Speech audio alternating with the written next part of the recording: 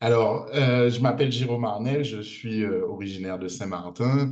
Certains peut-être ont déjà entendu parler de moi ou ont vaguement entendu mon nom parce que je suis un passionné d'aérien, d'aéronautique depuis mon plus jeune âge et donc j'ai eu la chance d'occuper plusieurs fonctions dans ce milieu ces dernières années.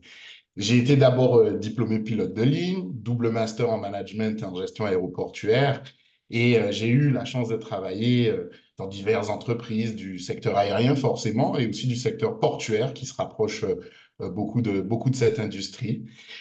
L'aventure peut-être qui m'a le plus défini, c'est le pilotage de la start-up Avili que nous avons lancé avec une petite équipe il y a quelques années, qui avait pour objectif le lancement d'une compagnie aérienne d'affaires sur les Antilles françaises et également la commercialisation d'outils de gestion pour les voyages d'affaires.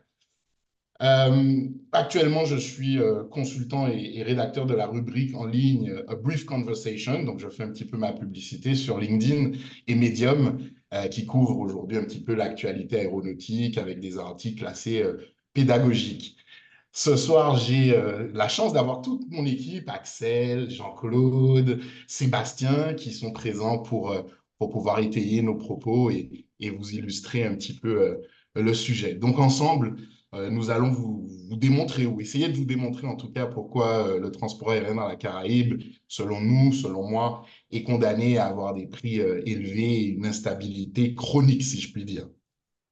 En propos introductif, et parce que j'aime bien les histoires, j'aime bien imager mes propos, j'ai trouvé une statistique très intéressante de l'IATA, donc l'IATA qui est l'association des transporteurs aériens dans le monde, qui dit que entre 2018 et 2023, donc sur 5 ans, la hausse des billets d'avion dans la Caraïbe était de l'ordre de 18 à 20%. Alors, vous me direz 18-20%, qu'est-ce que c'est? Voilà. Je vais mettre en comparaison cette hausse avec l'Europe, qui est souvent utilisée comme exemple sur les billets peu chers et sur le transport aérien, et les États-Unis. Mais avant de faire ça, je veux aussi vous rappeler quelque chose. Une petite image, encore une fois. Je vous demande d'utiliser la mémoire que vous avez sur le transport aérien, puisque j'ai retrouvé un chiffre intéressant, puisqu'en 2012, un aller-retour entre Saint-Martin et la Guadeloupe coûtait, corrigé pour l'inflation, aux alentours de 145 euros. Donc, lorsqu'on compare avec ce qui existe aujourd'hui, avec des pics qui atteignent 350 voire 400 euros après vérification juste avant le débat, on constate une augmentation à long terme qui est frappante. Et la question qui est naturelle, qui m'est souvent posée, je pense que vous, dans le live, vous posez tous cette question, c'est pourquoi? Pourquoi nos billets continuent d'augmenter? Pourquoi ils coûtent cher? Et pourquoi on ne peut pas voyager comme en Europe et aux États-Unis? Alors forcément, certaines compagnies, certains acteurs du milieu nous disent que voilà, si on s'y prend en avance, on a des prix plus intéressants, etc. Et ça, c'est vrai. C'est vrai. Les variations à court terme des billets d'avion peuvent être attribuées aux soldes, aux opérations de communication, aux campagnes promotionnelles, au lancement de compagnies. Voilà, tout un tas de facteurs, mais qui n'expliquent pas qu'à long terme, la tendance ne fait que s'amplifier et elle est unanimement ressentie par l'ensemble des voyageurs régionaux. Alors ce soir, pour terminer, je vais vous proposer avec mon équipe des clés de réflexion sourcées, compréhensibles, qui sont économiques, techniques, juridiques et commerciales et qui démontrent une problématique structurelle dans notre région. En clair, on va vous expliquer ce soir pourquoi on va subir encore sur les années à venir, sauf grand changement, des prix de plus en plus élevés et des compagnies aériennes avec de moins en moins de marge de manœuvre. Si je peux terminer, les principaux arguments sur lesquels on va se concentrer, et sans vous révéler grand-chose, pour garder un peu de suspense, on va se concentrer d'abord sur la typologie et la taille du marché dans la Caraïbe, sur l'absence d'harmonisation réglementaire sur le marché et de libéralisation de ce même marché. Et on va parler, et je pense que ce sera très intéressant d'entendre les compagnies aériennes là-dessus, des coûts opérationnels extrêmement élevés dans la zone Caraïbe. Ensemble, j'espère qu'on pourra vous démontrer que cette cherté et cette instabilité sont presque inévitables. Et j'espère que ceux qui nous écouteront, et nous-mêmes professionnels de l'aérien, pourront ensuite avoir des réflexions constructives, profondes sur l'avenir de l'aviation dans la Caraïbe, qui, jusqu'à preuve du contraire, est extrêmement importante pour notre région. Voilà pour mon propos introductif. Eh bien, merci Jérôme Arnel pour ces arguments, ce propos introductif très punchy, on va dire. Moi qui suis coach de l'équipe du non, je ne peux que le reconnaître.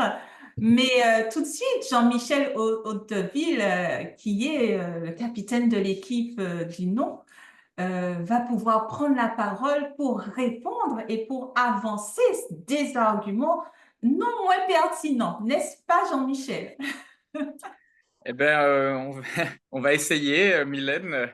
Je sens c'est un peu inégal face à un professionnel du secteur quand même, mais moi je suis que journaliste, Euh, donc mais on va essayer quand même. Allez, ne partons pas battus d'avance, n'est-ce pas? Et puis on a dans notre équipe un professionnel aussi, des rentis, ça va, ça égalise un peu les forces.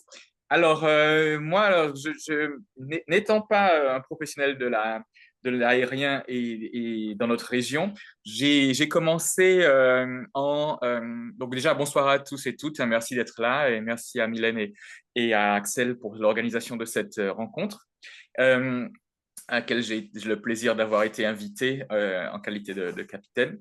Alors, j'ai commencé par essayer de prendre la mesure de ce qu'est le marché aérien dans notre région caribéenne.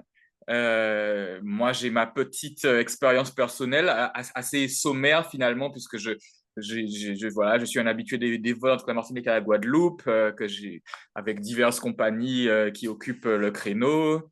J'ai eu l'occasion en 2022 d'aller à la Barbade avec Air Antilles à l'époque où on avait cette liaison directe depuis Fort-de-France qui malheureusement va bien nous manquer d'ici à ce qu'elle soit rétablie et quelques autres liaisons comme ça. Alors, donc c'est assez sommaire, donc je me suis penché sur mais quel est ce marché caribéen? Et en fait, déjà, j'ai été surpris de découvrir qu'il y a beaucoup d'aéroports dans la Caraïbe, plusieurs dizaines, une bonne cinquantaine au moins. Euh, en fait, donc il y a par exemple si on prend des territoires importants comme la République dominicaine, il y a 8 aéroports internationaux, Haïti, 5 aéroports, Cuba, une dizaine d'aéroports aussi, Porto Rico, 10 aéroports, mais même à Trinidad et Tobago, finalement aussi, il y a 2 aéroports, Saint-Vincent et les Grenadines, compte tenu de la nature archipélagique du territoire, 4 aéroports. Donc en fait, on est sur une région constituée d'un chapelet d'îles, bien sûr, et donc avec beaucoup d'aéroports de tailles diverses. Je me suis penché sur la question de quels sont les aéroports vraiment importants dans notre région. Et ça, ce qui est intéressant à voir, c'est que bon, dans notre région caribéenne, on a dans l'archipel, donc si on ne prend que les îles, on a 2 aéroports qui se hissent dans le top 20 du continent américain. Il s'agit de l'aéroport de Porto Rico, de San Juan, et celui de Punta Cana. Et on voit donc là-dessus des choses. On voit que le tourisme pèse fort là-dessus. Donc, donc les 9 millions de passagers de l'aéroport de Punta Cana, on voit que c'est pas du transport régional caribéen. Bien sûr, c'est des touristes qui arrivent voilà, vers les hôtels de cette région. Mais après, quand on descend dans la liste, on voit qu'il y a quand même il y a des aéroports qui ont qui sont, ne sont pas, dont l'activité n'est pas boostée autant par le tourisme de masse comme ça peut l'être à Punta Cana et qui sont en fait qui ont comme moteur finalement l'activité du transport régional pur. En sortant de notre archipel et en allant sur le continent à Panama, par exemple, ça c'était l'exemple le plus frappant, le plus intéressant pour moi. c'est que l'aéroport de Panama dessert un petit pays d'Amérique centrale qui a 4 millions d'habitants, mais c'est l'un des plus gros hubs du continent américain. Grâce à cette compagnie, Copa Airlines, la compagnie d'aviation panaméenne, qui en fait donc assure beaucoup de liaisons sur tout le continent, du Canada jusqu'au Chili, mais uniquement dans les Amériques. Donc en fait, il y a donc en essayant d'étudier, ça pourrait être très fastidieux, hein, parce que je me suis amusé à prendre tout plein de données et tout, qui sont intéressantes comme ça à regarder, mais peut-être à présenter en quelques minutes, ça risque d'être assez lourd. En tout cas, on voit qu'il y a des sites, des aéroports avec des positionnements en termes donc, de transport qui sont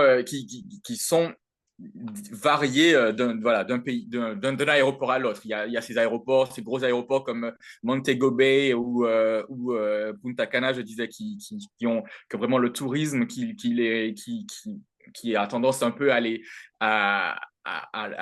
accroître de manière externe leur taille. Et puis, on a des aéroports vraiment des aéroports régionaux, comme peut-être celui de Pointe-à-Pitre déjà, celui de Kingston, qui ont peut-être un peu moins de passagers, mais en fait ont une vocation de hub qui s'est imposée au fil des années.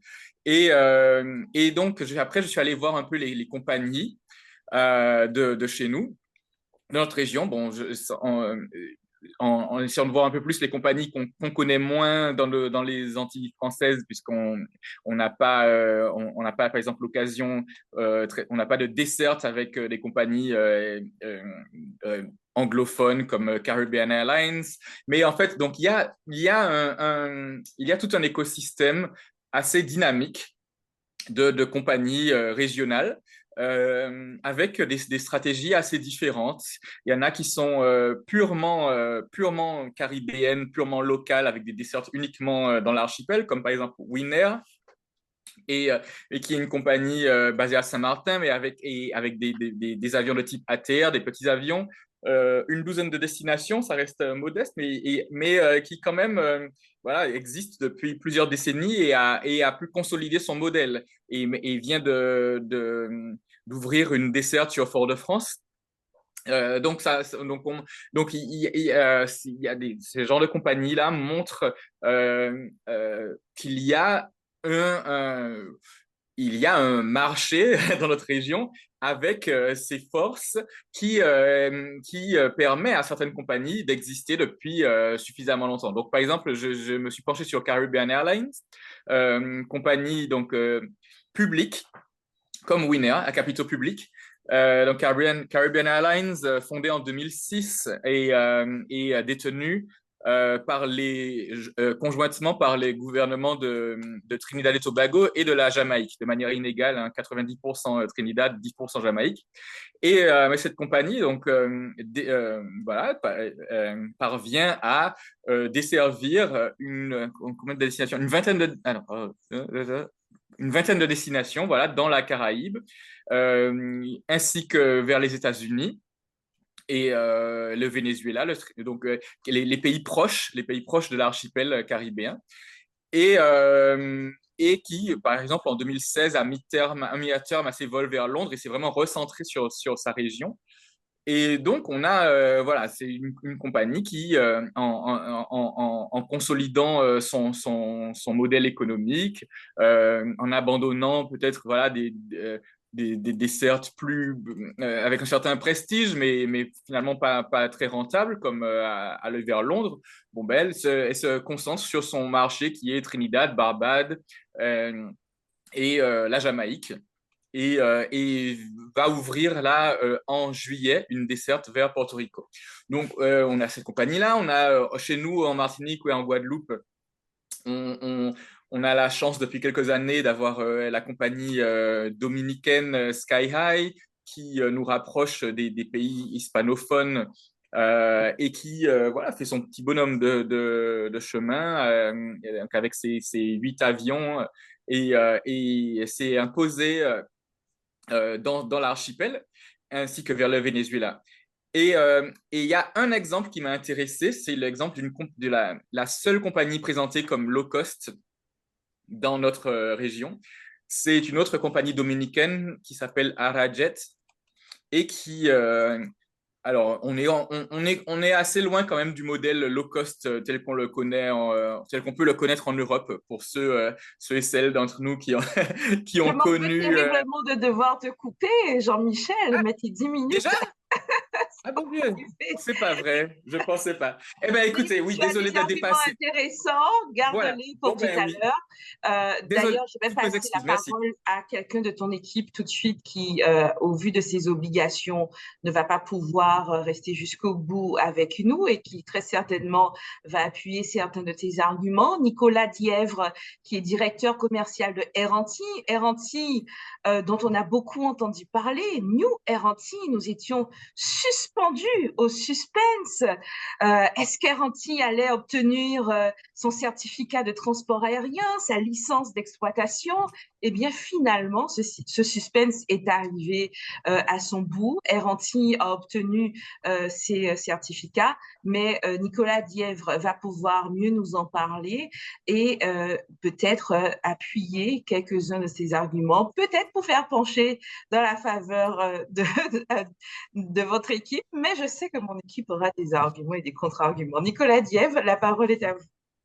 Merci, bonsoir à toutes et tous. Merci pour les explications. Jean-Michel, j'étais épaté, et Jérôme aussi, par vos présentations. Et c'est vrai qu'aujourd'hui, on a la chance, nous, chez R&T, de pouvoir revivre un petit peu parce que ça a été compliqué. Mais si je dois rentrer vivement dans le sujet, c'est surtout pour parler d'argent, parce qu'après tout, tout ça, c'est de l'histoire de sous. Pourquoi les billets coûtent cher? Ben, c'est aussi parce que c'est une histoire de sous à la base. Si aujourd'hui on veut créer une compagnie aérienne, il faut beaucoup d'argent, beaucoup d'argent. Il faut des actionnariats forts, il faut des actionnaires forts, il faut beaucoup d'argent, des gens compétents qu'il faut payer parce que leurs compétences évidemment sont très demandées. Et puis créer une compagnie aérienne comme celle qu'on a créée, parce qu'il fallait la créer, on n'a pas acheté finalement une compagnie aérienne, ni ça n'a pas été une cession comme toutes les autres entreprises. Quand une compagnie aérienne dépose le bilan, elle perd tous ses agréments. Donc, il faut tout refaire, du début jusqu'à la fin. C'est ce qui s'est passé avec R&T. Et franchement, en 7 mois, je suis plutôt épaté de voir qu'on est arrivé assez rapidement à nos résultats. Alors, c'est des objectifs, en fait, qu'on obtient assez difficilement, mais il faut se battre. De toute façon, il faut se battre parce qu'il faut évidemment se battre parce que le temps joue contre nous. Il faut évidemment gagner en économie parce il faut payer les salaires des personnes qui sont là. Donc, nous, on a eu la chance d'avoir un très gros actionnaire qui a apporté énormément d'argent sur la table pour justement permettre de faire gagner ce marché de la charge, de la surcharge économique. Attendez, ça vous dérange pas? C'est ce qu'il est, parce que on n'est pas tout seul dans le bureau, puis l'effervescence étant là, du coup, j'arrivais pas à me concentrer, j'avais des avec les cours. Du coup, au niveau de notre économie, donc comme je vous le disais, on a la chance d'avoir un actionnaire qui a été très très fort. Et aujourd'hui, monter une compagnie aérienne comme celle d'R&T, c'est 12 millions d'euros. Il faut mettre sur la table. Ça, on ne se rend pas compte, mais 12 millions d'euros, c'est énormément d'argent. Et pour seulement, au niveau d'atteindre aujourd'hui des agréments, on a déjà, évidemment, entre la rénovation des aéronefs, etc., on a déjà consommé presque la moitié de tout cet argent. Donc, c'est beaucoup d'argent, donc c'est normal que ça coûte. Et puis après, il va falloir, on a mis en ligne notre site aujourd'hui, donc on est plutôt content. On joue un petit peu parce qu'on a eu le temps de préparer des scénarios, donc c'était plutôt intéressant. Donc, c'est bien de voir les réactions des personnes qui sont venues voir nos tarifs, parce qu'on les juge avec nos réseaux sociaux. Et évidemment, c'est une façon aussi de tester aussi le marché. Mais là, encore une fois, c'est aussi par rapport à cette économie qu'on a joué et surtout les budgets des billets d'avion. On lance des appels, évidemment, de billets pas très chers. Et puis, évidemment, il y aura des billets très chers sur des dates très demandées. Soyons très clairs. Aujourd'hui, un avion qui part chercher des passagers le dimanche soir les ramène obligatoirement pleins. Donc, quand il part, il est souvent pas très bien rempli. Donc, ces billets-là, il va falloir évidemment équilibrer l'avion entre les deux. On a d'autres contraintes aussi. Si on regarde Saint-Martin, on est obligé de revenir avec un ATR qui est à 50 passagers au lieu de 72 puisque la piste est trop courte. Donc, on remplit moins de passagers dans l'avion. Donc, moins de rentabilité aussi. Donc, le billet, évidemment, est plus cher. Ensuite, on a énormément de fournisseurs qui, surtout au niveau du handling, qui ont augmenté considérablement leur coûts. Je suis pas sûr qu'ils aient augmenté pour autant les salaires de leurs collaborateurs, mais pour autant, ils ont bien augmenté, eux, de leur côté, leurs charges. Donc, ça aussi, ça fait partie de ces choses. Alors, est-ce que c'est pour se rattraper de pertes, peut-être d'une autre compagnie dans le passé, la nôtre, mais ancienne version, peut-être aussi. Mais il n'empêche qu'on ne peut pas aujourd'hui, évidemment, ne pas répercuter parfois ces sommes-là. Mais on se bat. On se bat parce que c'est un marché qui est ultra concurrentiel aussi. D'arriver sur le marché d'Air Caraïbes, évidemment, c'est un marché où ça va avec l'offre qui augmentera. Et puis le fait de ne pas être tout seul, obligatoirement, ça rééquilibrera le marché. Donc, évidemment, les tarifs sur les Antilles vont baisser. Il faut attendre quelques jours, quelques semaines, que ça se rééquilibre un petit peu. Mais je peux vous garantir que cet été, les billets vont être moins chers que les étés passés. Et puis, il ne faut pas oublier une chose, c'est que sur toute l'année, eh bien, on a des périodes qui sont très fastes, avec des vols qui sont toujours très chers. Et puis, par contre, d'autres où c'est beaucoup plus compliqué parce que y a des cyclones, il y a des problématiques liées à l'opérationnel. Et puis, on a aussi une autre problématique aussi qui est liée aux pièces.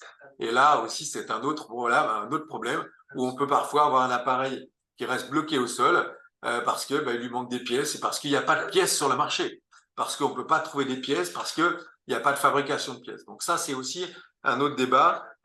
Et puis, c'est souvent celui qui va payer plus cher la pièce qui aura la pièce. Donc, quand on se retrouve avec des hubs, donc les gros hubs, vous savez, qu'il y a sur les ATR, ces pièces-là, il n'y en a pas beaucoup sur le marché. Alors, quand on vient vous en chercher, ou quand vous en commandez une, on est 15 à la vouloir, donc c'est celui qui va payer plus cher qui l'aura. Donc ça aussi, c'est compliqué au niveau du marché de faire attention.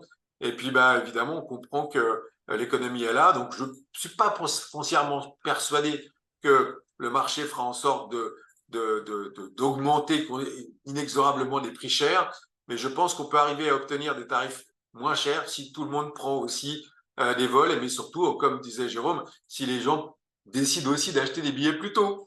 Si on pouvait changer un petit peu les habitudes d'acheter au dernier moment, ça serait plutôt pas mal. Et ça nous permettrait, à nous aussi, en termes d'exploitants, de pouvoir voir aussi un petit peu plus l'avenir.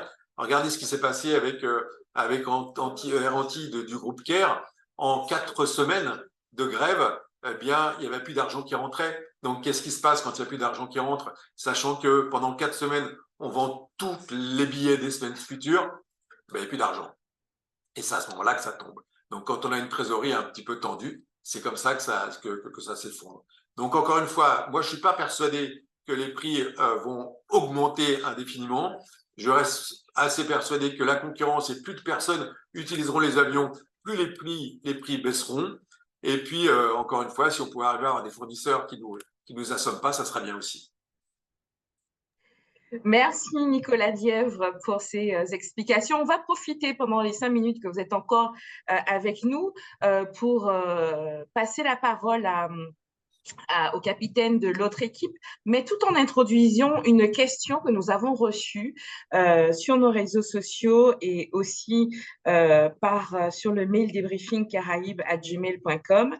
Et nous aurons besoin de vos lumières à vous, Monsieur Dièvre, et aussi à Jérôme Arnel, pour y répondre. Les différences tarifaires pour les destinations Paris vers et à destination des Antilles françaises et des autres outre-mer visent-elles à paupériser les îles? En effet, un habitant qui souhaite voyager vers Paris payent un tarif quasi systématiquement plus élevé. À quoi cela est-il dû? Alors, d'abord la parole à Jérôme Arnel et ensuite on donnera la parole à Nicolas Dièvre avant qu'il ne puisse se déconnecter et vaquer à ses obligations. Merci. Ok, ben, du coup, effectivement, c'est une question qui est souvent posée sur le trafic aérien transatlantique. Je pensais en discuter, mais peut-être plus en fin de débat, parce que je pense que voilà, le sujet était sur l'aviation caribéenne régionale. Et c'est vrai que la plupart des arguments sont autour de ça, mais notre équipe, voilà, on s'est préparé aussi pour y répondre.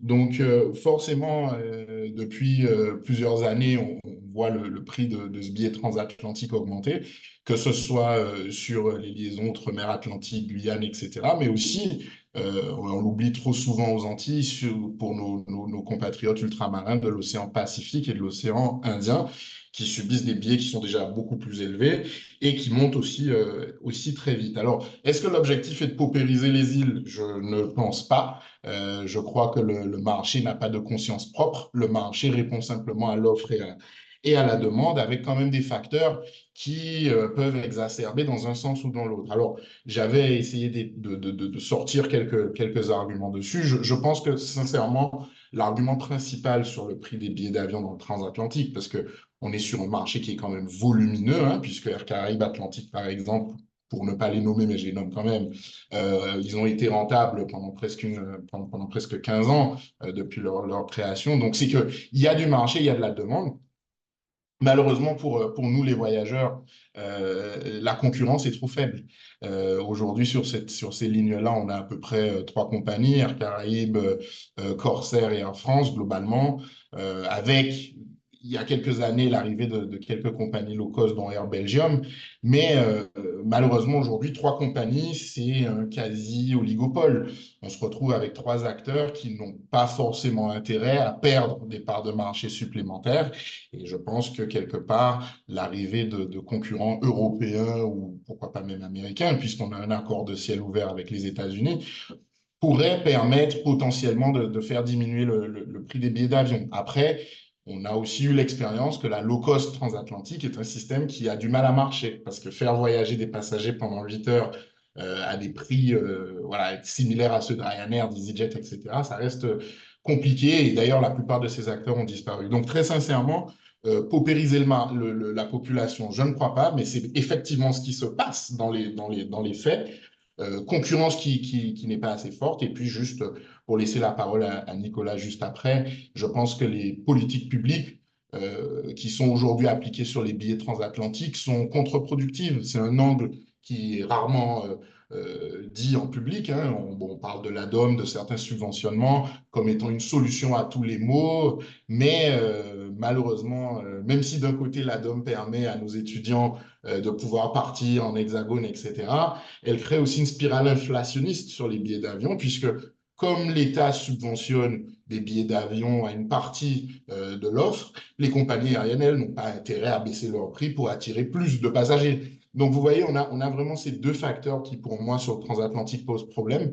Mais voilà, on pourra en rentrer dans le détail de la chose. Et Nicolas, je te laisse la parole dessus. Alors, c'est vrai que tout ça nous concerne un petit peu moins parce que, mais bon, encore une fois, on va parler de concurrence. Je reste persuadé et intimement persuadé que la concurrence et l'offre des concurrents permet obligatoirement d'avoir un marché qui est normal, qui est à peu près stable. Franchement, quand je vois les tarifs sur la Martinique ou sur la Guadeloupe vers la métropole, je suis pas je suis dans le milieu de l'aérien, mais je suis pas dans le milieu là. Mais quand j'habite moi à Saint-Martin, quand je vois les tarifs de Saint-Martin qui sont du simple au double par rapport au vol qu'on trouve en Martinique ou en Guadeloupe, on comprend bien que c'est la concurrence qui fait le marché. Regardez ce qui se passe sur la Guyane. Faut être réaliste à un moment donné. De toute façon, que c'est la concurrence qui fera le marché aussi. Je regarde le marché du fret, que ce soit en régional ou en international. Quand on est leader, le fret, on le met à 6 euros le kilo. Quand on n'est pas leader, on est à 1,20 € le kilo. Ben voilà, c'est comme ça que que, évidemment, des compagnies ont tendance à se diversifier sur différents marchés pour pouvoir, au contraire, pouvoir s'équilibrer, perdre d'un côté, gagner de l'autre, et puis essayer d'être le plus rentable possible parce qu'on va aller sur différents marchés. Aujourd'hui, Air France gagne beaucoup d'argent sur Saint-Martin. Je ne suis pas sûr que ça soit vraiment le cas sur des autres lignes sur les Caraïbes.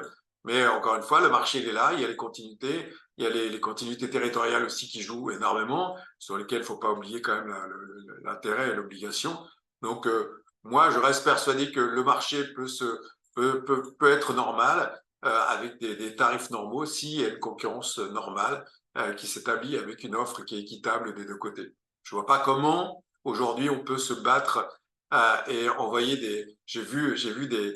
Alors c'est drôle, mais des pétitions. Moi, je trouve ça très bien de penser à faire des pétitions pour demander à une compagnie aérienne de faire baisser ses prix, mais une compagnie aérienne qui est en monopole, à qui on demande de baisser vos prix, pourquoi elle baisserait ses prix alors qu'elle sait que personne ne va s'immiscer dans son entreprise pour lui demander de baisser les prix. Donc, le seul moyen de faire de la concurrence, c'est de faire baisser les prix, c'est d'amener de la concurrence. Et l'accompagner, cette concurrence, pour qu'elle tienne aussi, évidemment. Et Air Belgium, malheureusement, n'a pas pu tenir, mais parce que, évidemment, on ne peut pas casser non plus le marché que par du tarif. Il faut garder des prestations assez similaires pour petit à petit retasser les prix, mais avoir une logique tarifaire aussi. On ne peut pas, malheureusement, arriver à des tarifs. Je vois, tu parlais tout à l'heure de la comparaison avec l'Europe. Moi, j'ai eu la chance de faire tous les pays d'Europe, de faire plusieurs capitales européennes. J'ai jamais payé mon billet d'avion plus de 100 euros. Et pourtant, les taxes étaient à 35-40 euros. Aujourd'hui, sur des vols qu'on a entre les différentes îles, on a entre 35 et 55 euros de taxes. Donc, et on n'a qu'une heure de vol aussi. Donc, voilà, il faut être réaliste. La concurrence fait toujours baisser les prix. Et le low cost aussi. Ben, merci beaucoup, Monsieur Nicolas Dièvre, directeur commercial d'Air Antilles. Je m'excuse pourquoi je dois partir. Je vous le dis franchement, c'est vraiment parce qu'on s'est rencontrés il y a très peu de temps, mais en fait, je suis attendu avec mes équipes. Et vous savez, pour Air Antilles, aujourd'hui, c'est le bien-être social est quelque chose de très important. Et ils m'attendent tous parce que on a ouvert les ventes aujourd'hui, on fête les premières ventes, donc ils m'attendent tous pour aller boire une coupe de champagne et je peux pas les faire patienter plus longtemps. Pas autant, j'aime beaucoup le champagne, mais autant je les aime aussi, autant je vous aime beaucoup. Mais non, mais vous allez aujourd'hui. Non, mais c'est parfait. Merci d'avoir déjà partagé vos arguments et d'avoir défendu cette position du non, d'avoir pris le temps parce que c'est vrai qu'il y a ce momentum pour Air Antilles et nous avoir accordé ce temps, c'est vraiment fantastique. On salue les équipes d'Air Antilles. Moi, je compte sur vous. Je ne sais pas pour les autres, mais moi qui adore. Comptez sur nous, on fait le nécessaire pour que tout soit le plus rapidement opérationnel. Donc, on ouvre nos vols sur Saint-Barth plutôt pour le 1er juillet et sur Saint-Martin, on fera les allers-retours, la Martinique, la Guadeloupe à partir du 15 juillet. Donc, on commercialise à partir d'aujourd'hui. Donc, on y va. On va revoir un petit peu nos tarifs. On a joué un petit peu et on va jouer pendant 24 heures et après on reverra les tarifs. Ah ben super. Alors, très bonne continuation. Vraiment. Merci beaucoup de votre invitation. Je regarderai le débat jusqu'à la fin. Je le regarderai en replay parce que c'était vraiment très intéressant et la qualité était vraiment là. Merci beaucoup. Merci Nicolas Dièvre. Bonne soirée à tous. Bonne soirée. Merci. Au revoir. Au revoir. Alors, on a vraiment parlé beaucoup de cherté des tarifs. N'oublions pas cette part d'instabilité. Donc, je redonne la parole à Jérôme Arnel puisque l'équipe du non défend cet argument qu'il y aura une stabilité, qu'il y a déjà une stabilité, comme l'a prouvé Jean-Michel Hauteville, tout à fait possible. Et quel est l'argument qui vous permet d'affirmer qu'il y aura cette stabilité du côté aérien caribéen? Donc, je vous redonne la parole. Mais merci Mylène pour la parole. Déjà, c'est vrai que ça a été difficile pour nous de définir ce que stabilité veut dire. Est-ce que stabilité veut dire un nombre grandissant de compagnies aériennes, un nombre d'aéroports? Est-ce que ça veut dire un nombre de dépôts de bilan? Parce qu'en fonction de l'angle qu'on prend, on peut aussi dire qu'en fait, il y a une véritable instabilité sur nos entreprises, nos compagnies aériennes. Je peux très rapidement, et on en a parlé en propos introductif, j'ai entendu parler de Winair, de Caribbean Airlines, euh, sans rentrer dans trop de technicité, mais il faut savoir aujourd'hui, si on prend cet argument de la stabilité, la compagnie Winair, qui est une compagnie effectivement avec des actionnaires publics, le gouvernement de Sint Maarten, c'est une compagnie qui existe depuis longtemps, et donc c'est un critère de stabilité.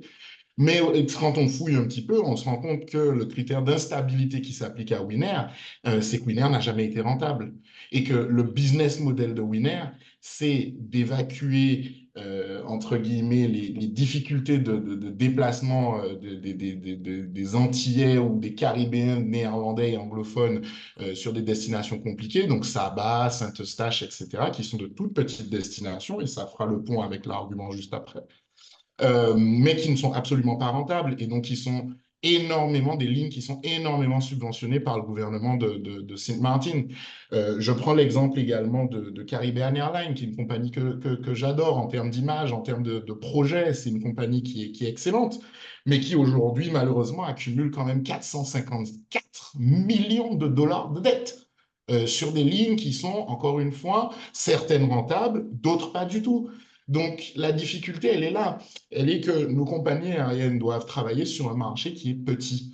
Ça fait du mal à le dire parce que je pense qu'on est tous profondément caribéens et on se dit que bah, il y a un marché, etc. Bien évidemment qu'il y a un marché, mais 17 millions de passagers régionaux par an dans la Caraïbe. Donc, je ne parle pas des vols internationaux qui arrivent dans la Caraïbe. 17 millions de passagers, on se dit, ouais, ben, c'est plutôt pas mal. Là où à côté, l'Europe, l'Union européenne, c'est 94 millions de passagers régionaux par an. La région d'Asie du Sud-Est, qui est comparable aussi à notre région parce qu'elle a une particularité d'insularité, etc., c'est 150 millions de passagers régionaux par an. Et donc, notre marché caribéen de 17 millions, il est tout petit. Et nos compagnies aériennes se battent sur un marché où elles n'ont que, théoriquement, économiquement parlant, et on en parlait du coup avec Avanti, deux solutions. Soit elles font une rentabilité de type volumétrie, c'est ce que font les compagnies d'Union européenne, Ryanair, EasyJet, qui transportent 30-40 millions de passagers, et donc qui peuvent se permettre des billets à 10 euros, puisqu'elles rentabilisent sur le volume. Ou alors, si on ne peut pas rentabiliser sur le volume, et c'est ce qui se passe pour nos compagnies aériennes, on rentabilise sur le prix. Et aujourd'hui, Avanti vient de nous le dire encore. On doit rentabiliser sur le prix en augmentant les tarifs, parce qu'on est incapable aujourd'hui d'avoir une compagnie qui gère 4, 5, 6, 10 millions de passagers par an. Donc, notre marché, il est petit. En plus de ça, si je peux peut-être aller plus loin dans l'argument, on a un marché qui est petit, mais qui en plus est fragmenté. Parce que ce qu'il faut comprendre, on voit la Caraïbe, on parle souvent de discours de One Caribbean, la coopération caribéenne, etc. Malheureusement, dans le milieu aérien, tout est régi par la loi. Et donc, les lois, elles sont nationales. Sur Saint-Martin, la Guadeloupe, la Martinique, la Guyane, la réglementation aéronautique, c'est une réglementation francophone, européenne. À Porto Rico, on parlait de San Juan tout à l'heure, la réglementation est américaine. Sur d'autres îles, les réglementations sont britanniques. Et donc, lorsqu'on a ces difficultés d'accès, puisque les compagnies aériennes n'ont pas le droit d'opérer les destinations comme elles le veulent partout dans la Caraïbe, alors que ça paraît très logique, mais elles ne peuvent pas. Elles doivent négocier ce qu'on appelle des droits de trafic pour pouvoir faire, par exemple, le capitaine de l'équipe d'en face qui nous disait qu'il regrettait le Fort-de-France Barbade, qui était hyper intéressant, que j'ai eu aussi l'occasion de prendre, mais qui malheureusement nécessite un accord de trafic qui va être durement négocié, qui coûte de l'argent et qui en plus de ça n'est pas forcément rentable, et Rantil le disait encore à l'instant. Donc on a à la fois un petit marché et en plus un marché qui est fragmenté, qui est éclaté. Donc aujourd'hui on n'a aucune compagnie aérienne sur l'ensemble de la Caraïbe qui peut se dire je peux attaquer mon marché de 15 ou de 17 millions de passagers par an, ce qui fait que il faut compenser sur les prix. Et donc, les prix augmentent. C'est assez mécanique, c'est malheureusement la dureté de la théorie économique, mais c'est ce qu'on voit aujourd'hui, notamment sur cette augmentation, je vous disais, de 18% sur le prix des billets d'avion ces 5 dernières années. Ouf. C'est bon, ouais. Ok. Allô, on m'entend? Oui, Oui, oui, Jean-Michel, on t'entend. Tu peux Ok, répondre. ok, Ouais. oui, oui. Merci, Mylène. Oui, je me permets de prendre la parole parce que tu me l'as écrit en message. Oui, il ne faut oui, pas oui. donner les secrets de fabrique. Non, non, non, non, mais non, c'est juste pour dire, voilà, parce que j'arrache pas le micro de la main de Non, quelqu'un. On du m'a tout, dit que je du peux tout. prendre la parole. Donc Avec voilà. plaisir. Oui, oui. Oui, oui, c'est un argumentaire voilà, de professionnel impeccablement déroulé, hein. Merci pour ces analyses. Avec plaisir. Euh, le journaliste que je suis est toujours voilà, friand de faits comme ça, d'arguments bien étayés. Alors, effectivement, mais je dois m'opposer à cette argumentation, en tout cas essayer de donner un contrepoint à ça. Et effectivement, je dirais, bon, j'étais en train de regarder là, les tarifs de cette compagnie dominicaine Arajet, qui est low cost, paraît-il. Et qui tout de même, donc je regardais là sur leur site, là, devant mon ordinateur, et je vois que par exemple, ils font un Saint-Domingue, Saint-Martin en septembre, octobre, avec voilà, l'aller-retour voilà, entre donc Santo Domingo et l'aéroport du Lania. On trouve un aller-retour à 230 $ US. Et donc, donc ce qui fait à peu près ouais, 200 et quelques euros, enfin un peu moins, 100 euros. Euh, et là, effectivement, ça, on est sur du tarif attractif hein, bon, faut s'y prendre à l'avance, parce que là, je regarde quand même sur des dates en septembre-octobre. Hein. Et c'est effectivement, comme disait Nicolas Dièvre dans mon équipe, ce n'est pas trop dans les habitudes des voyageurs de la région, semble-t-il, et si les professionnels le disent eux-mêmes. Moi, mon exemple personnel, c'est aussi, enfin, en général, mes billets, je les prends aussi au maximum 3-4 semaines à l'avance. Donc, voilà.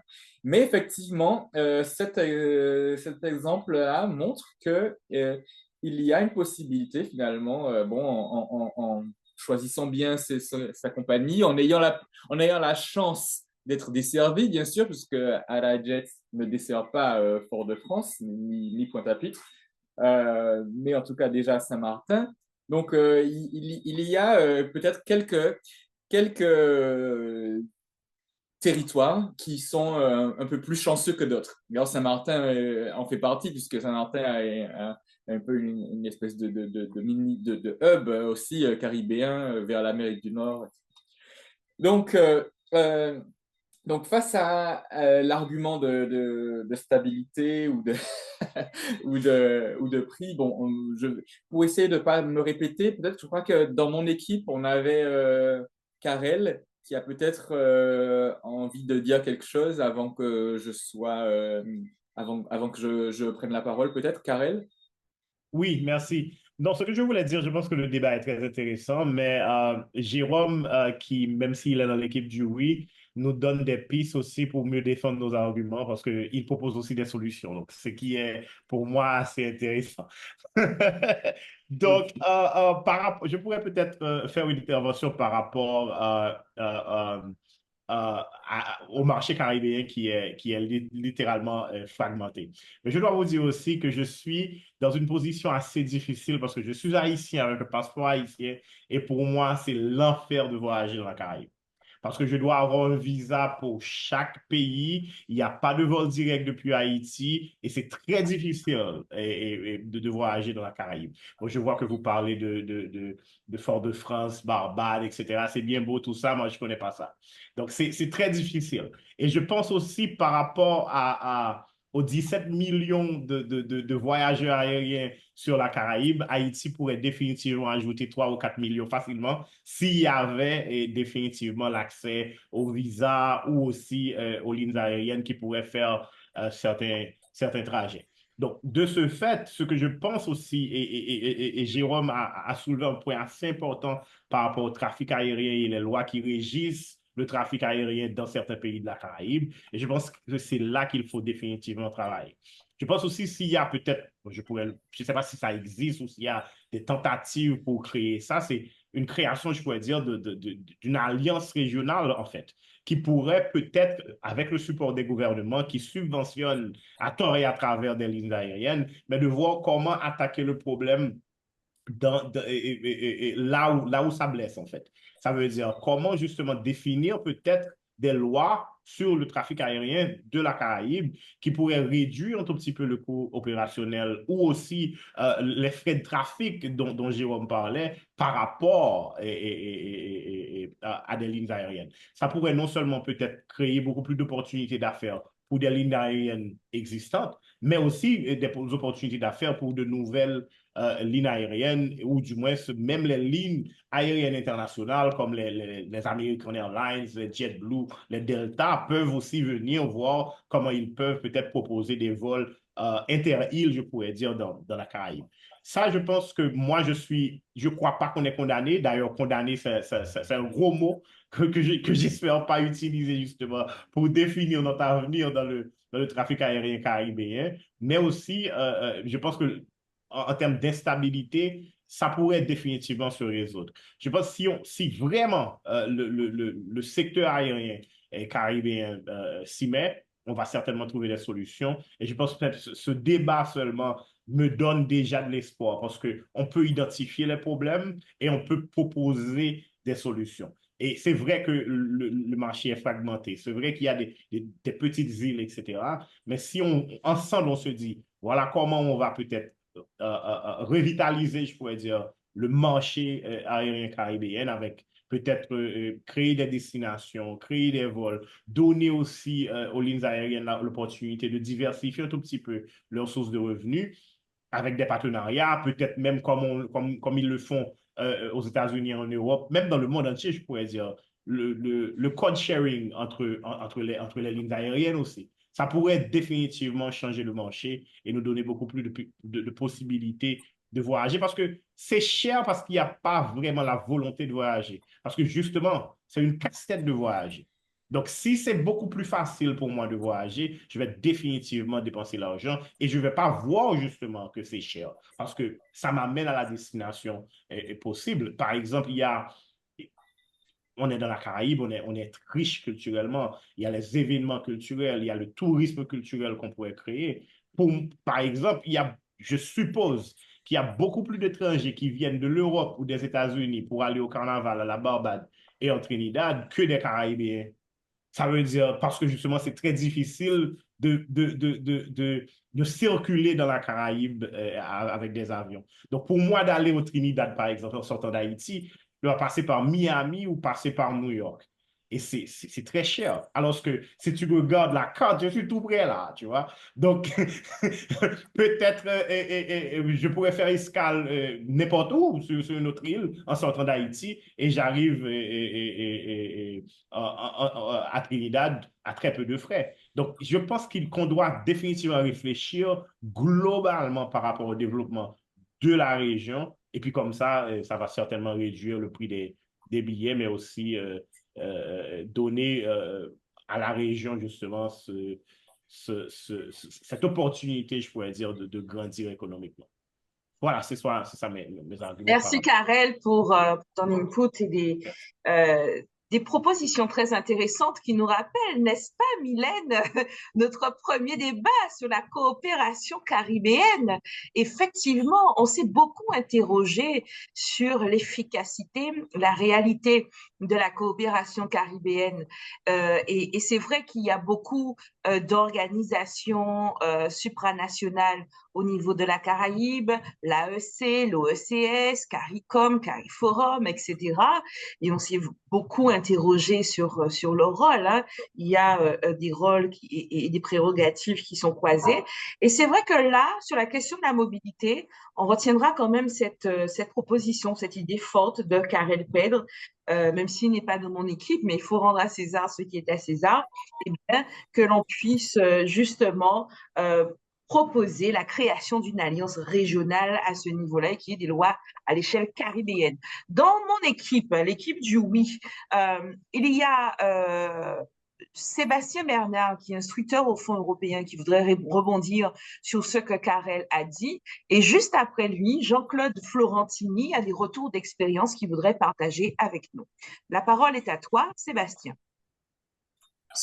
Merci. Je ne sais pas si vous m'entendez bien, mais en tout cas, justement, par rapport à l'intervention de Karel Pedre, je crois que l'un des arguments, si ce n'est l'argument qui en fait joue pour les deux équipes, c'est véritablement la question de mise en place de structures communes sur le plan politique pour organiser effectivement la fluidité et le déplacement en fait des Caribéens, puisque on a pris des exemples comme l'Union européenne ou les États-Unis, ou en tout cas l'Amérique du Nord, mais on parle de structures qui certes sont beaucoup plus grandes en termes géographiques, en termes aussi de population et donc par conséquent forcément en volume d'affaires, mais on a aussi affaire à des structures qui fonctionnent en union. Et justement, si on prend le cas de l'Europe, l'une des raisons pour lesquelles les vols entre pays européens sont particulièrement abordables, c'est que la question de visa, qui est un problème par exemple pour Karel, ne se pose absolument pas.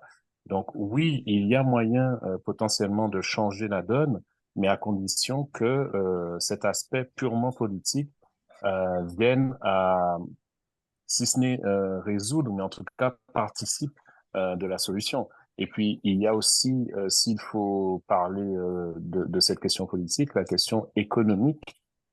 Sur le plan monétaire, si on regarde, lorsqu'on a des monnaies dans la Caraïbe même qui sont à des taux complètement ahurissants par rapport ne serait-ce qu'à celle qui est notre référence à nous, c'est-à-dire l'euro, eh bien là aussi, on a forcément un souci qui vient à se poser.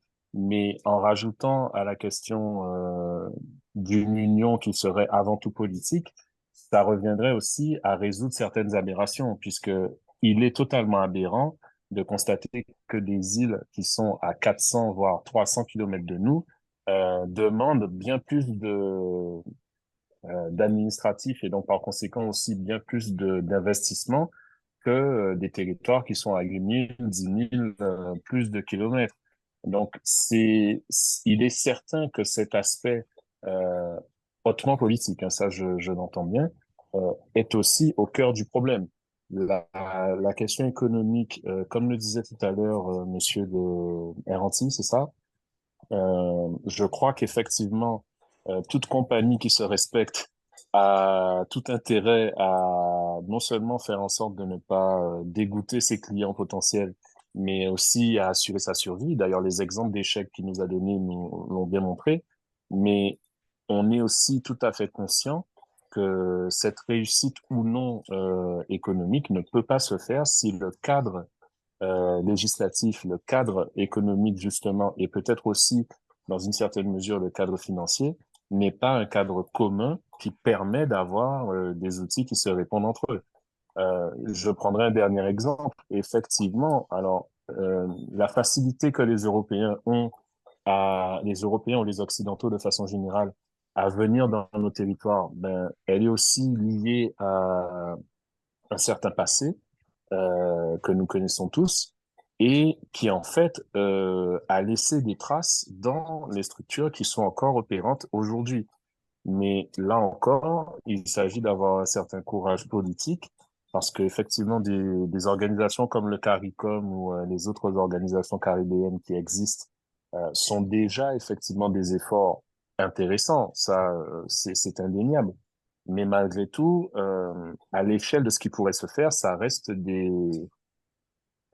elles en sont encore à des stades de balbutiement. On en est encore à des stades de de propositions à la limite de faire ensemble.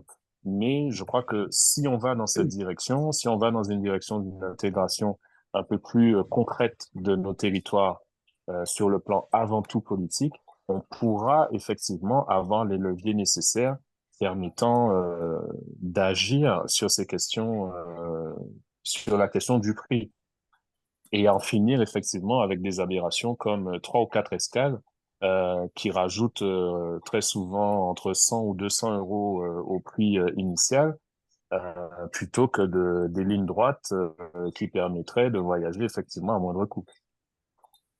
Je finirai avec un dernier exemple que j'ai eu dans une expérience professionnelle précédente. Des étudiants, pardon, jamaïcains qui venaient en visite euh, ici parce qu'ils avaient présenté certains de leurs travaux. C'était des étudiants en architecture. Et j'ai été abasourdi quand ils m'ont dit que chacun avait déboursé l'équivalent de 1800 euros pour venir de la Jamaïque à la Guadeloupe. C'est énorme. Et pour un voyage qui a duré presque 2 jours. On parle de la Jamaïque.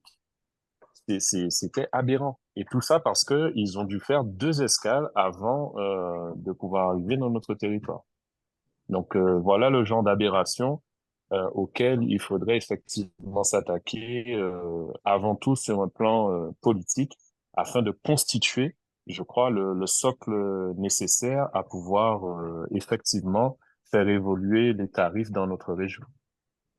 Ah oui. J'en Donc là, finirai on là. est vraiment sur la réalité, hein, la dure réalité, le constat. Jean-Claude Florentini, qui est aussi un expert hein, concernant la logistique et le transport dans la Caraïbe, a des retours d'expérience dont il voudrait nous faire profiter. Jean-Claude Florentini, la parole est à vous. Oui, oui, bonsoir. D'abord, je me réjouis du retour d'Air Antilles sur la zone, hein, puisque la compagnie était très attendue et leur rotation aussi au niveau justement en fait, de nos territoires, que ce soit au départ Guadeloupe, Saint-Martin, Saint-Barth, Martinique. Donc, j'applaudis des deux mains et c'était hautement souhaité.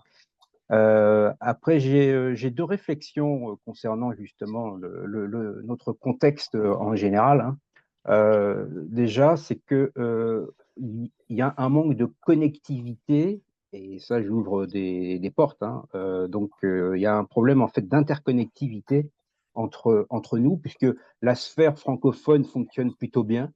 On ne va pas dire qu'il y ait de grands soucis, en tout cas de connexion au niveau des territoires, des territoires francophones, hormis l'aspect tarifaire qui est énorme. Et là, c'est vrai que là, tout le monde s'accorde à dire que là, il y a un souci majeur et qui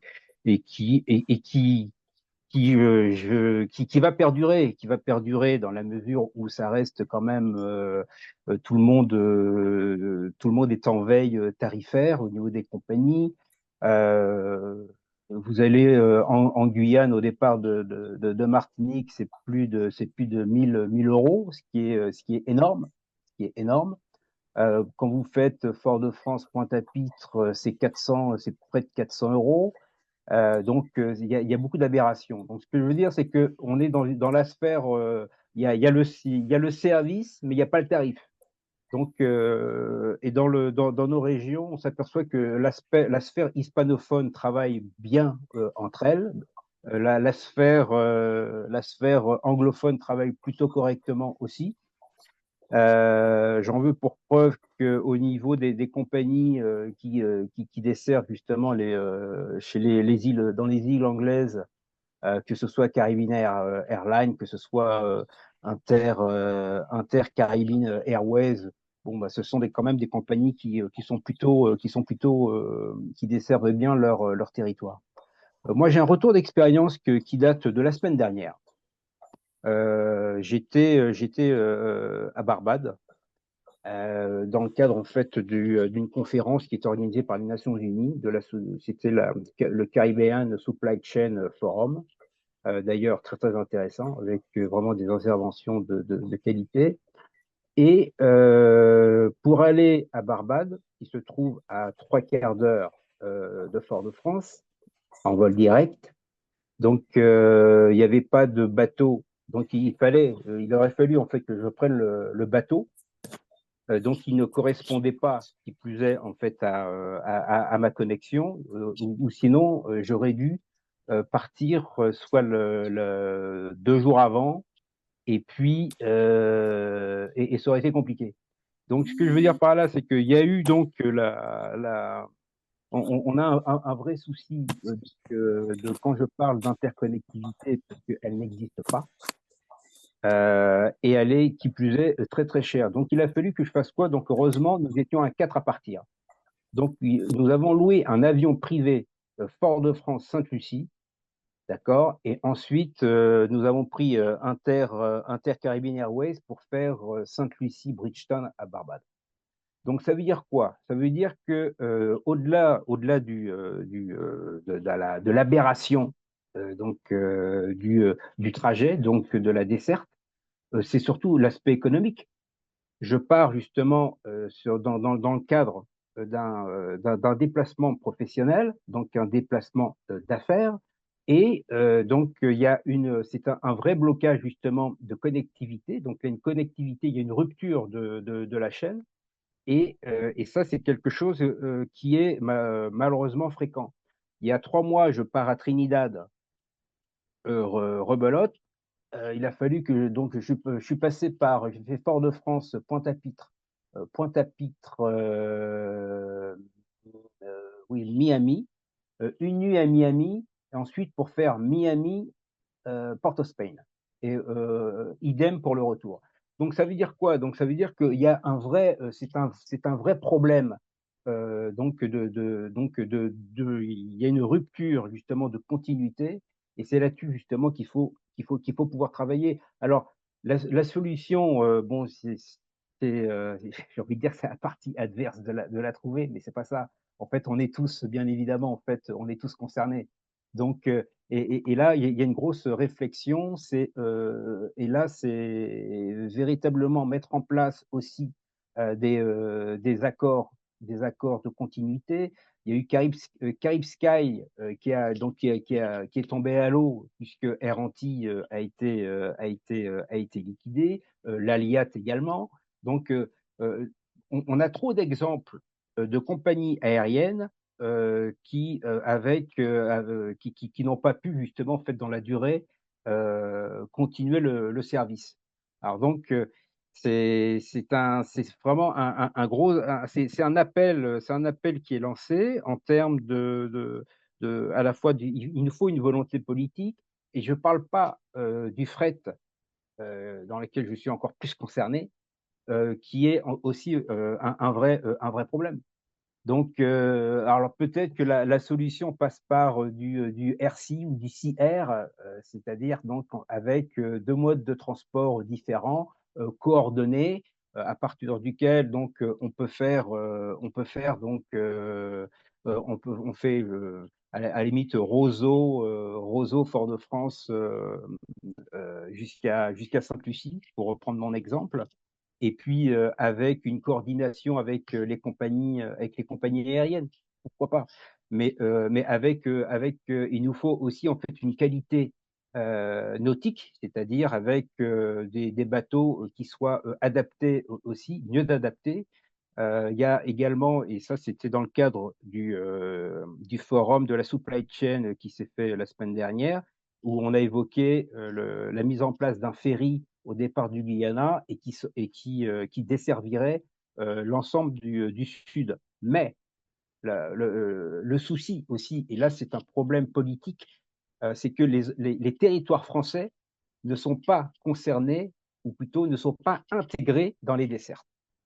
Donc on le voit avec Caribbean Airlines, on le voit avec Inter-Caribbean Airways, qui font du business, ou plutôt qui ont des dessertes sur quasiment toutes les îles du bassin.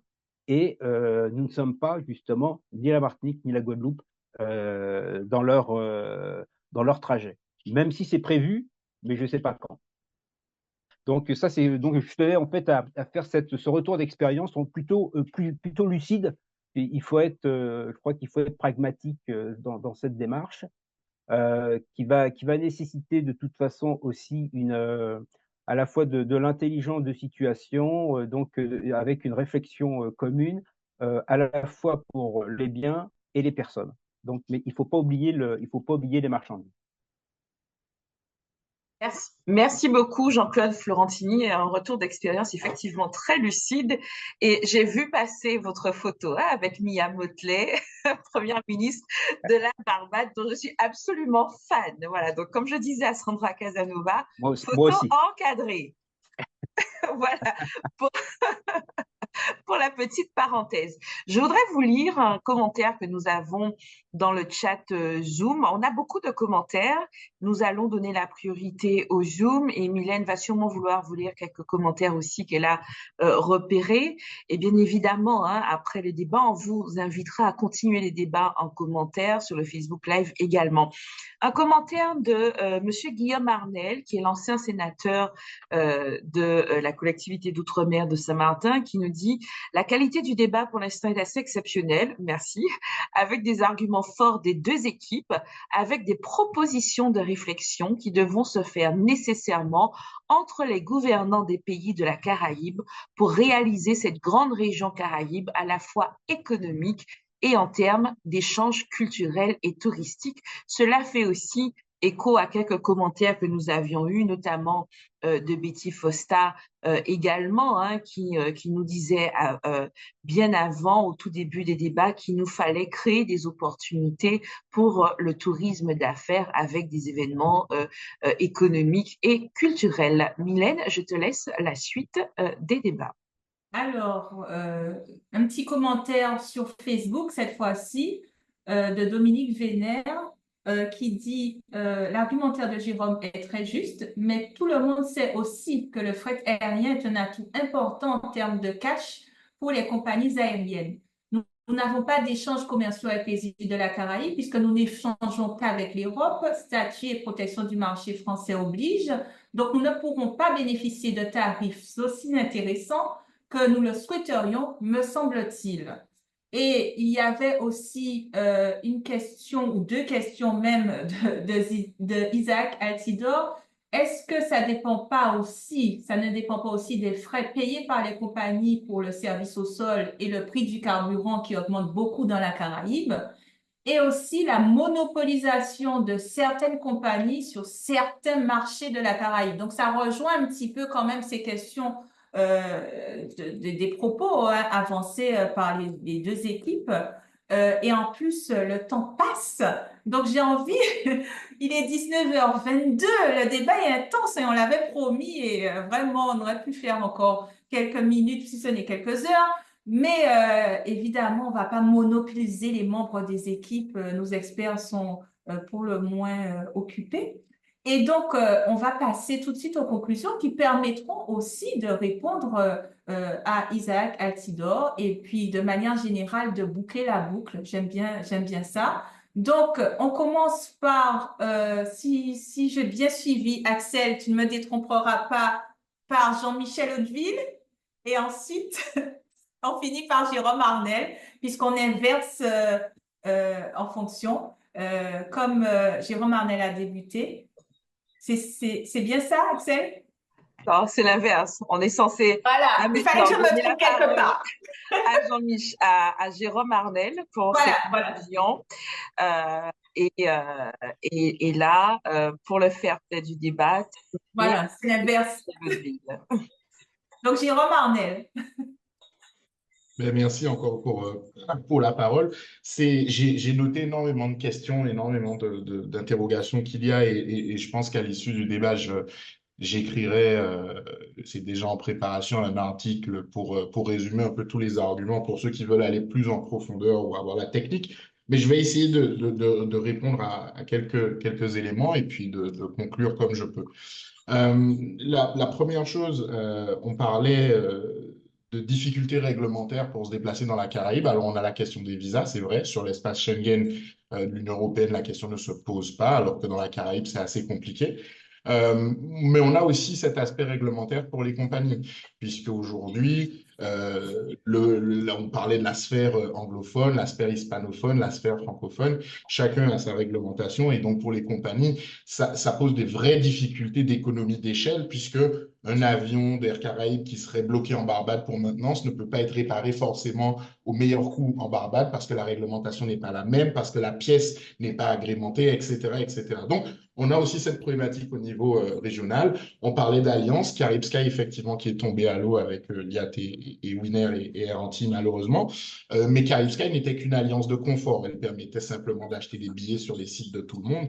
Ce qu'il faudrait vraiment, a priori, pour améliorer la situation, mais il me semble que c'est difficile à court ou à moyen terme, c'est à la fois libéraliser le marché, mais c'est surtout d'arriver à une solution d'aviation civile caribéenne avec une réglementation qui serait harmonisée sur toutes les îles de la Caraïbe et avec la possibilité d'exploiter l'ensemble des destinations et également de faire ce qu'on appelle le cabotage, c'est-à-dire de pouvoir avoir un avion de Winner qui fait Saint-Barth, Pointe-à-Pitre, ou un avion de Caribéan qui fait Fort-de-France, voilà, jusqu'à la Guyane. Donc, c'est un petit peu ce questionnement-là. Bien évidemment, nous, dans le cas français, on a des difficultés puisque les questions de diplomatie et de souveraineté font que, pour des raisons que je n'exposerai peut-être pas tout de suite, mais qui font qu'on ne peut pas exploiter nos lignes parce que voilà, il y a des craintes. Mais c'est aussi du côté caribéen, on ne peut pas non plus blâmer que la France hexagonale. Certains États de la Caraïbe aussi ont de grosses sources de revenus, à la fois sur les frais aéroportuaires et à la fois sur les compagnies aériennes, et ne souhaiteraient pas mettre en concurrence leurs compagnies nationales. Et ça peut se comprendre.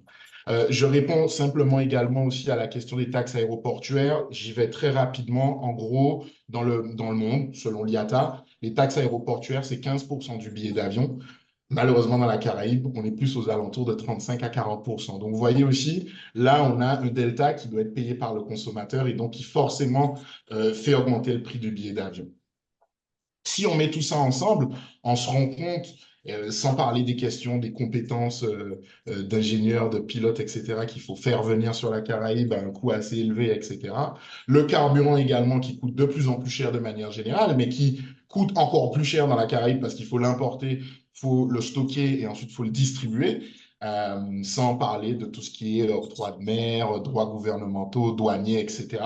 Donc en fait, on se retrouve aujourd'hui sur l'aviation caribéenne à avoir une situation où la cherté et l'instabilité, et je n'utiliserai pas le mot condamné effectivement, mais où la cherté et l'instabilité seront la norme à court, à moyen et a priori à long terme, sauf si des solutions de grande envergure de coordination sur tous les États de la Caraïbe et notamment les États, ou en tout cas les territoires francophones, il va falloir avoir de grandes décisions, sinon effectivement le marché restera le même. Petit marché, fragmenté, dépendance excessive au tourisme, coût opérationnel élevé, manque de concurrence. Voilà, absence de volonté politique. Je pense que l'argument se fait de lui-même. Aujourd'hui, les billets vont augmenter. Bien évidemment, si vous les prenez un peu avant ou en promotion, vous pouvez trouver moins cher, mais ça reste compliqué. Et voilà. Et ça me paraît quand même une aberration de faire Fort-de-France, Pointe-à-Pitre, Miami, Trinidad et Tobago. Ça me paraît complètement fou, mais malheureusement, c'est la réalité du marché. Et donc, pour payer ce billet-là, il va falloir le payer cher. Donc, j'espère avoir pu vous donner quelques éléments et mon équipe également, des retours d'expérience pour pouvoir voilà, comprendre, peut-être c'était l'importance du débat, comprendre en fait la dynamique de marché et ce qui est en train de se passer. Voilà. Eh bien, merci beaucoup, Jérôme Arnel, pour avoir mis en lumière les solutions aussi, hein, qui donnent de belles perspectives. Avec plaisir. Voilà. Et donc, je donne la parole à Jean-Michel Hauteville pour faire sa petite conclusion également avant que nous nous quittions. Ouf, eh bien oui, c'est après cette intervention de très haut vol, à part le jeu de mots non volontaire, c'est un peu difficile, mais ce qu'on a, voilà, en tout cas, il y a je suis très content d'avoir pu participer à cette discussion avec ces professionnels qui ont vraiment présenté des arguments très précis. Moi, ce que je peux dire de mon côté, c'est que effectivement, j'ai été très sensible à ce qu'a dit dans notre équipe Karel Pedre concernant effectivement le fait que voilà, on est peut-être comparé à un détenteur de passeport haïtien, effectivement, on se plaint de problématiques qui sont très pertinentes pour nous et effectivement, il y a cet aspect politique qui est que finalement notre région caribéenne, malgré tous nos désirs de nous rencontrer physiquement le plus possible, non seulement il y a ces prix et ces desserts compliqués, mais aussi il y a pour certains voilà, le simple fait de ne pas pouvoir obtenir le visa qu'il faut. Effectivement, c'est un aspect qui montre que notre région caribéenne a encore, peut-être pour faire le lien avec le précédent débat, encore et aussi beaucoup à faire en matière d'intégration et de coopération régionale. Et malheureusement, tout ne dépendra pas que des bonnes volontés des Martiniquais et des Guadeloupéens pour obtenir des visas, pour accorder des visas. Mais effectivement, ça montre que finalement, on est face à une situation qui a vraiment sur laquelle de multiples aspects jouent quoi, et se superposent. Et effectivement, il va falloir organiser bien des rencontres, bien des débats, bien des réflexions, bien des tables rondes pour pouvoir faire un peu bouger les lignes de ce côté-là.